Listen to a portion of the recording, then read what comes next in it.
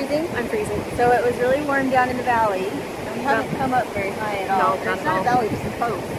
Just on the coast it was warm. On the coast it was warm. Up here it's damp and cool. Yeah, which is kind of nice because we got a little sunburned yesterday. Just a little bit. We're going to go hiking. It's about 45 minutes. Is that what you said? I don't know. Something short and sweet. It's just short. And then in a couple days we're going up on a really long hike. It's going to take all day. So we're excited.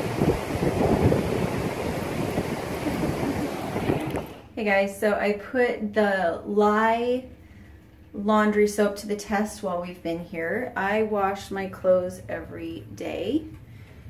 And I didn't want to have to bring a lot of clothes on the trip, and that's why I did it. So this is the grated, and I just used a regular cheese grater to grate it. It only takes about 2 teaspoons worth of soap for each largest. I mean, I fill the sink up full when I'm washing, and this takes all the nasty out, takes the salt water out, and so it was a complete success.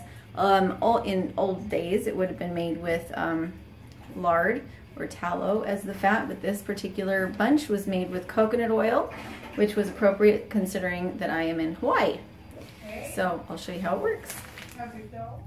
Okay, so I'm not just washing swimsuits that have a little bit of sand in them. I'm washing underwear, I'm washing bras, I'm washing socks. I only brought 3 pair of socks with me, so I've washed them quite a bit.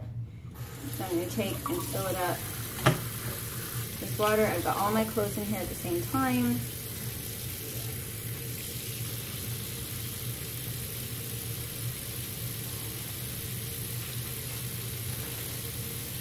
I don't know if you can see this or not, but they're kind of large for regular soap. It's got these bigger flakes in it, so you can see that I did take it through a cheese grater because they're actual flakes. And again, it only takes a couple teaspoons. Instead of getting it all wet by letting it touch my hands, I just sprinkle it on.